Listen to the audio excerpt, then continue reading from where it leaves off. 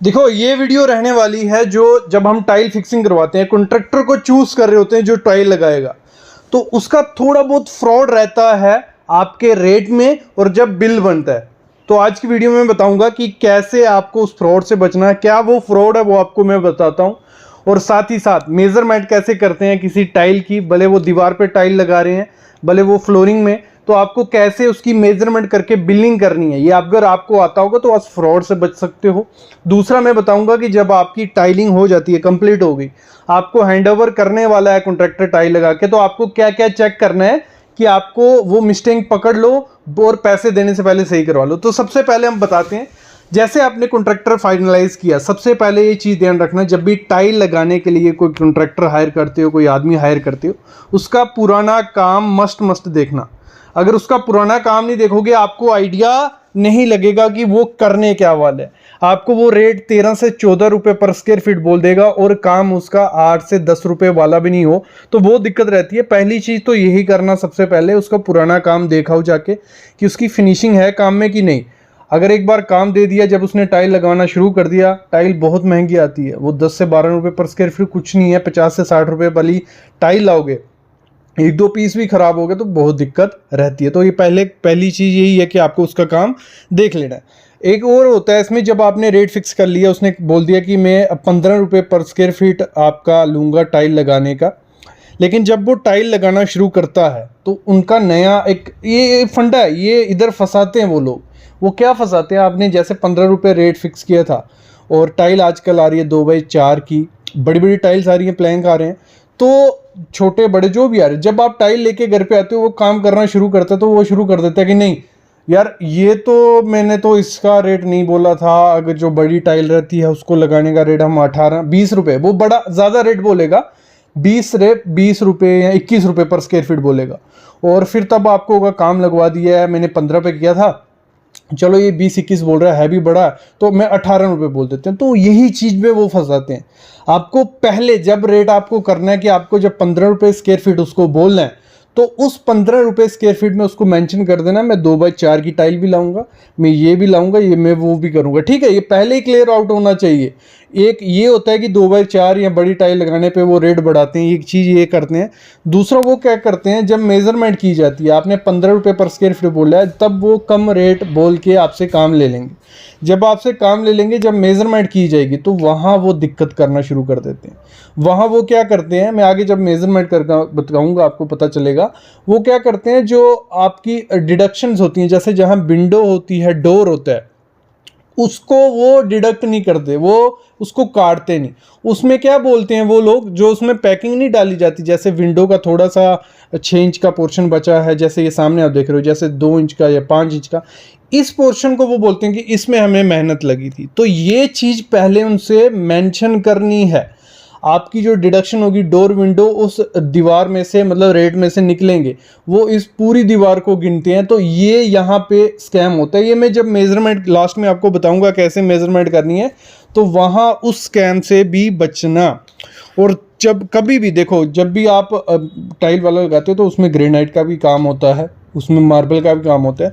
भले अगर एग्जांपल ले लेते हैं, ग्रेनाइट अगर आपने किचन में लगवाना है, तो उसका रेट पहले ही फिक्स कर लो, 30 से 40 रुपये रेट रहेगा, नहीं रहेगा। वो क्या करते हैं, रेट फिक्स नहीं करते हैं। किचन आजकल मॉड्यूलर किचन का क्या ट्रेंड्स है, तो वो उक्का मुक्का बोलते हैं, मतलब लमसम बोलते हैं कि हमें 20,000 दे देना, हम इस किचन का काम करके दे देंगे।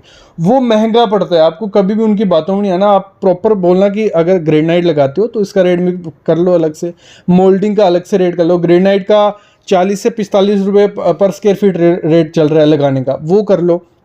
मोल्डिंग का 160 से 200 रुपये पर स्क्वायर फीट रेट चल रहा है, टाइप ऑफ मोल्डिंग पे, वो मेंशन कर लो।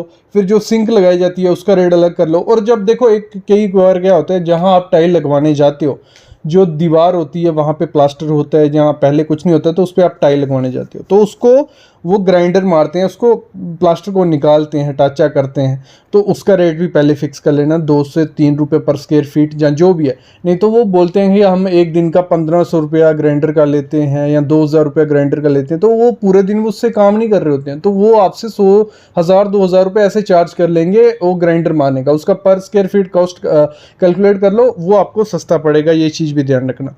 और जब भी मार्बल लगवाने जाओ, घिसाई और लगाने का दोनों प्रॉपर पहले पूछ लो कि कितना प्राइस लगेगा, उस हिसाब से करना। तो ये चीज़ें होती हैं जो पहले आप बेवकूफ़ बन जाते हो लगवाने में।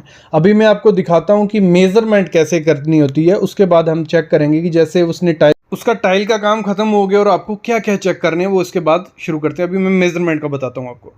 देखो इसकी मेज़रमेंट कैसे की जाती है टाइल को, काफ़ी लोगों को नहीं पता है, काफ़ी बच्चों को नहीं पता है। स्कर्टिंग कैसे ली जाती है, डिडक्शन कैसे की जाती है, समझ लो। जो मैं बोलूँगा वो देखते रहना। ये हमारा एक फ्लोर है, लगा लो एक कमरा है जिसके 10 फुट बाई 3 इंच ऐसे है, 9 फुट 2 इंच ऐसे है। मतलब मेजरमेंट पता है ना आपको, यहां से टेप पकड़नी है और यहां तक टेप ले आनी है। तो टेप पे देख लेना कितना है। जिसको नहीं पता होगा टेप कैसे रीडिंग करते हैं, उस पर वीडियो है, वो जरूर देखना। फिर यहां से यहां तक, मतलब आपका रूम ऐसा ही है, ठीक है।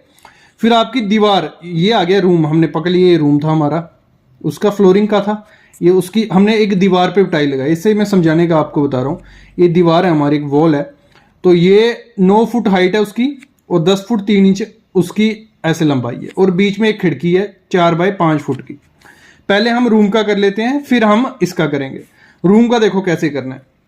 जब आपने मेजर किया 10 फुट 3 इंच हमारा आ गया, एक लेंथ थी उसकी, ब्रेड्थ थी उसकी 9 फुट 2 इंच, क्लियर।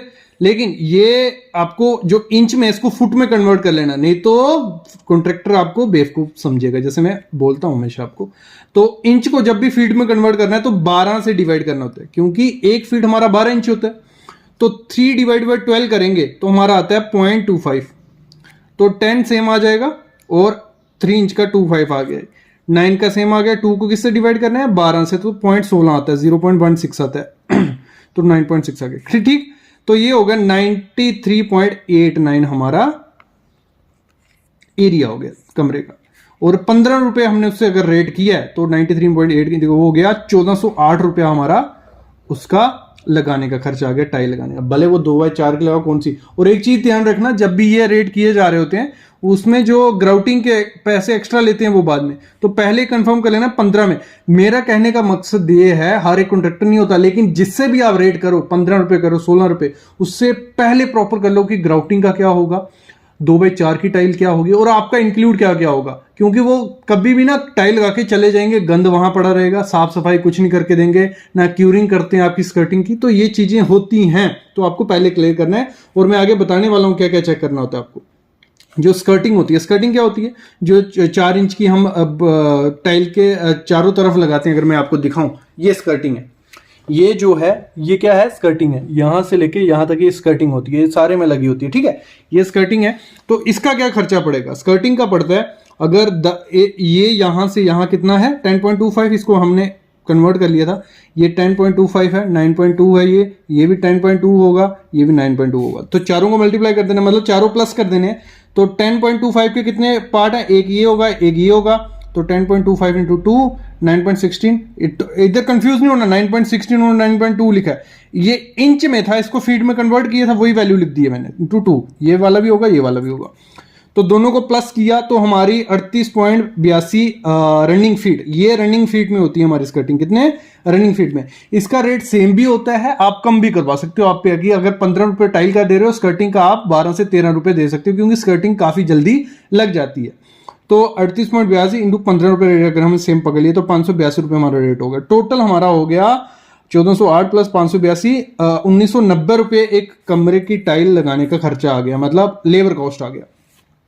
वैसे जब दीवार पे लगानी होती है तो दीवार है हमारी 10 फुट 3 इंच और 9 फुट हाइट, तो 10 फुट 3 इंच को कन्वर्ट कर लिया हमने, तो वो 10.25 9 फीट सेम, तो हो गया 92.25 स्क्वायर फीट हमारा एरिया हो गया दीवार का।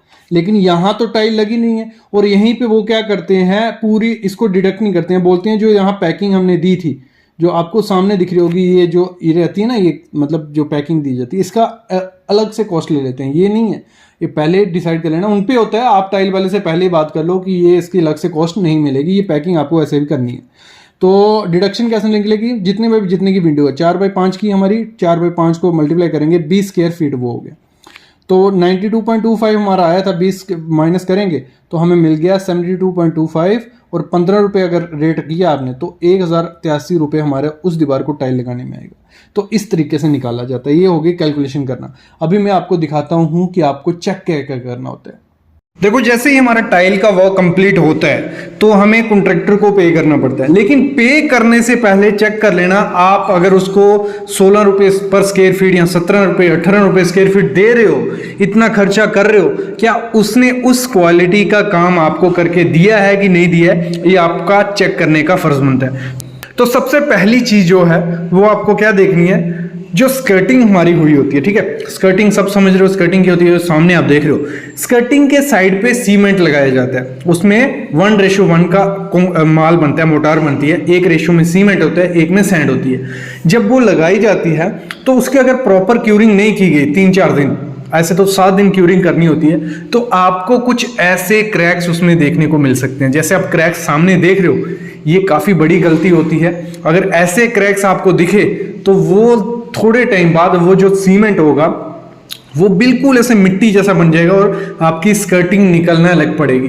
यही कारण होता है कि जो वर्टिकल टाइल्स होती है, डैडो टाइल्स होती हैं, बाथरूम की हो गई, किचन की हो गई या टॉयलेट की हो गई या स्कर्टिंग हो गई, वो निकल जाती है। किस कारण कि उसको जहाँ जो एक्सपोज्ड एरिया होता है वहाँ पे क्यूरिंग प्रॉपर से नहीं हो पाती है। तो ये चीज़ है, ऐसे क्रैक्स बन जाते हैं। तो ये आपको चेक कर लेना कि ऐसे क्रैक्स तो नहीं दिख रहे, ऐसे क्रैक्स दिख रहे हैं तो आप कॉन्ट्रैक्टर को बोल सकते हो ये गलती है। दूसरी जो गलती होती है, आपको क्या करना है, टाइल की चेक कर लेना है। जैसे टाइल एक बार लग जाती है तो आपको कोई भी एंकल हो गया, आपका हाथ हो गया, उंगली होगी, उससे जो टाइल होती है उसको मार के देखना है। जहां साउंड ऐसे लगता है आपको ढोल की तरह खाली सी साउंड लग रही है, जैसे आप साउंड सुनो, ऐसी कुछ साउंड लगे तो मतलब वो टाइल नीचे से खाली है, उसमें प्रॉपर से नीचे सैंड और सीमेंट का मोटार नहीं है, तो वो टूट सकती है। जैसे अगर बाई चांस उस पर हैवी लोड नहीं, अगर कोई जोर से चलेगा भी तो वो टूटने के चांसेस काफ़ी ज़्यादा बढ़ जाते हैं। जो अगर खाली नहीं होगी नीचे से, कुछ ऐसी टाइल वो दिखेगी जैसे आप मारोगे, तो ऐसे आपको किसी भी चीज़ से आप मार के देख सकते हो, आपको आइडिया लग जाएगा यहाँ नीचे खाली है, यहाँ नहीं, और ये आपको दिखा सकते हो उसको। और ये काम आपको तब कर लेना है जब आपकी ग्राउटिंग नहीं हो। एक बार ग्राउटिंग हो जाए फिर काफ़ी दिक्कत हो जाती है सब सही करने में। अगर ग्राउटिंग नहीं हुई है उससे पहले चेक करके आपको उसको बता दो, वो सीमेंट स्लरी बना के नीचे डाल देते हैं, थोड़ा बहुत इफेक्ट उससे ठीक हो जाता है, वो मतलब बजना और थोड़ा कम हो जाता है, मतलब सही हो जाता है। ये आपको चेक कर लेना। दूसरी चीज़, तीसरी चीज़, जो भी ग्राउटिंग की जाती है, आप ग्राउटिंग देख रहे हो, ग्राउटिंग क्या होती है, हम ग्रुप छोड़ते हैं 3 से 4 mm का, तो वो प्रॉपर ग्रुप छोड़ के उसमें प्रॉपर ग्राउटिंग हो रही है कि नहीं हो रही है, ये आपको चेक करना बनता है। क्योंकि देखो अगर उसमें प्रॉपर ग्राउटिंग नहीं होगी, आगे पीछे होगी या कुछ चीज़ें खाली रहेगी, जैसे यहाँ खाली रहेगी, बहुत बड़ी गलती होती है।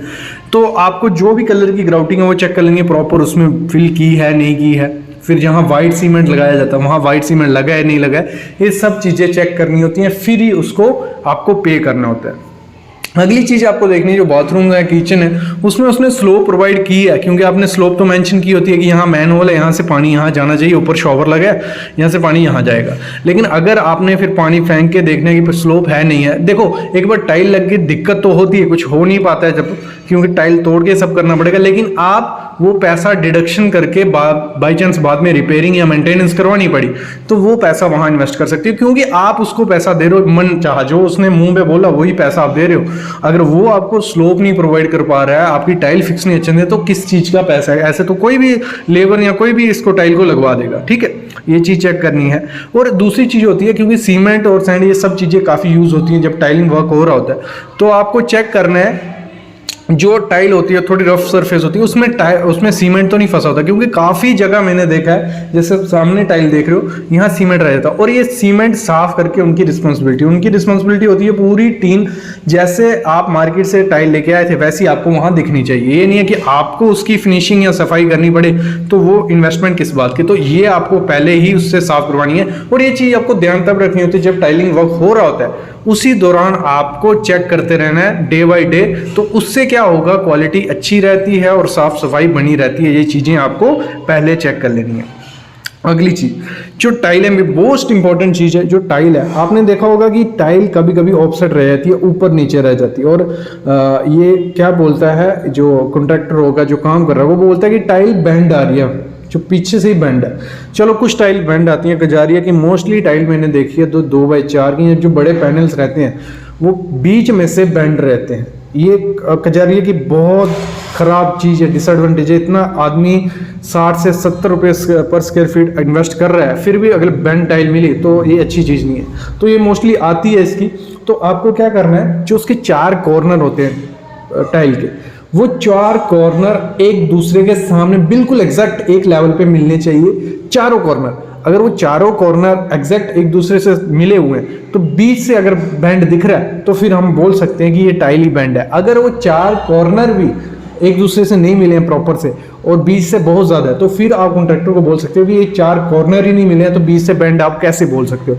अगर एक बार 4, क्योंकि जो अच्छा कॉन्ट्रैक्टर रहेगा, जो अच्छा मिस्त्री रहेगा, वो क्या करेगा, चारों कॉर्नर मिलाएगा, एक लेवल पे वो मिला देते हैं। जब चारों कॉर्नर एक लेवल पे मिल जाते हैं, फिर बीच में से अगर बाई चांस बेंड भी है तो वो थोड़ी बहुत दिखती है, ज़्यादा नहीं, इतनी ज़्यादा बेंड भी नहीं होती। 1-2 mm का बेंड होता है, लेकिन वो काफ़ी ज़्यादा दिखता है अगर पूरा लेवल सरफेस होगा, और 1-2 mm का बेंड भी काफ़ी ज़्यादा उसमें दिखने लग पड़ता है। तो ये चीज़ भी आपको चेक कर लेनी है कि आपकी टाइल बेंड है या कॉर्नर मिले हुए हैं, नहीं मिले हुए, ये चीज़। अगला बहुत इंपॉर्टेंट चीज़ है एसिड वॉश के बारे में। कमेंट्स भी काफ़ी आते हैं कि सर जो केमिकल यूज करते हैं एसिड वॉश क्या हुआ, वो जिससे हम टॉयलेट नहीं साफ करते, अपनी जो सीट्स रहती हैं उनको साफ किया जाता है, जो सामने आप केमिकल भी देख रहे हो, तेज केमिकल आपको बोलेंगे, तो इससे वो यूज करके साफ करते हैं। क्या हमें वो यूज करना चाहिए, नहीं चाहिए? क्योंकि देखो किसी भी टाइल पे ये नहीं लिखा होता है कि उसको आपको किससे यूज़ करना चाहिए, मतलब केमिकल यूज़ करना चाहिए। देखो ये खराब चीज़ है, मेरे ख्याल में एसिड वॉश नहीं करना चाहिए। अगर बहुत ही ज़्यादा सीमेंट लगा है तो फिर एसिड वॉश आप उसको डिल्यूट फॉर्म में, मतलब